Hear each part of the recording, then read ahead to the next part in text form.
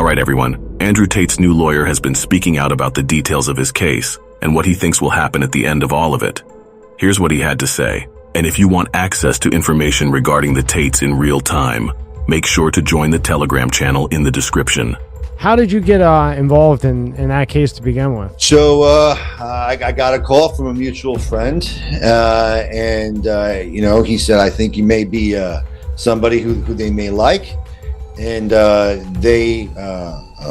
turns out they liked the fight that's in me. They saw some of my work that I've done publicly with regard to January 6 cases and some other matters.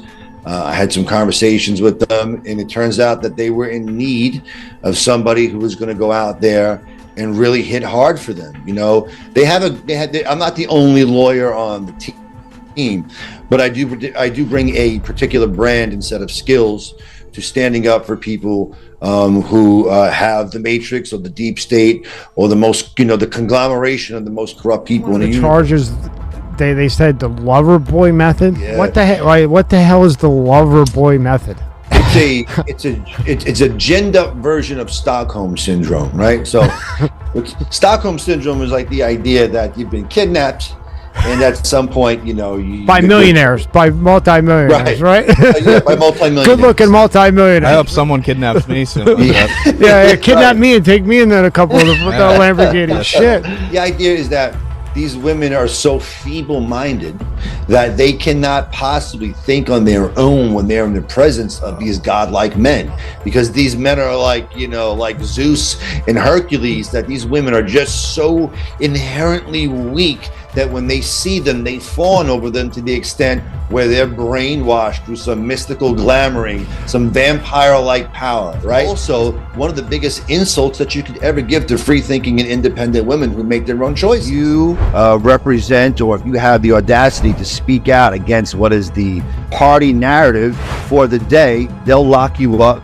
not because of what you did, but because of what you say and what you believe in, to send a message to you that if you don't stop, it's only going to get worse. And they couldn't have picked two more worse people to try that out on than Tristan and Andrew Tate, because these guys ain't rolling over for nothing. Because these rich men and these rich women, but primarily men, because that's their circle, who have the yachts, who have the this, who have that, who have all the material things in the world, they see value in what Andrew and Tristan has to say. They see value in having these men in their presence, and that says something. But these other soy-infested wimps, these limp wimps who want men to be neutered, gender neutral, and not successful in this life, loathe them and hate them for their message, and they'll stop at nothing to see these men put in jail, even if it means that they're going to jail for doing nothing wrong. At the end of the day, what you really have is one woman from America who went there for 6 days,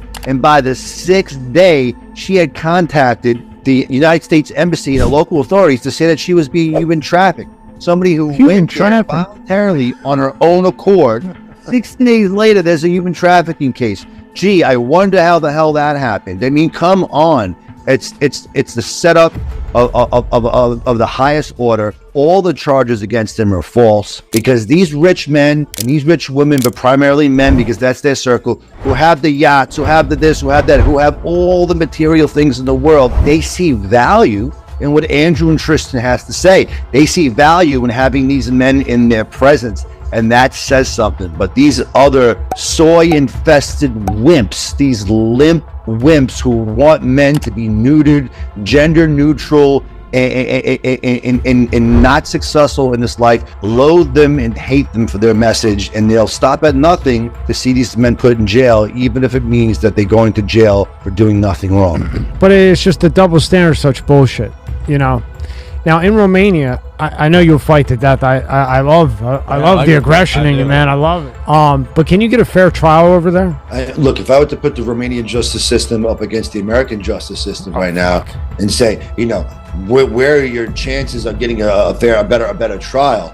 I don't know what the answer is. I don't have any historical data. Romania is notoriously, Romania is corrupt, Romania is this, Romania is that. There's no real historical data about the Romanian justice system going after a population of people simply because of the color of their skin and what they believe in. Whereas over here in our country, you can't say that. So Could they get a fair chance, fair trial in Romania? I think so. I think that their chances are a little bit better of succeeding in Romania than Donald Trump's chances are succeeding in front of a jury in Washington, D.C. Make sure to comment your thoughts on how you think the case will end up. And don't forget to like and subscribe to stay up to date with news regarding the Tates.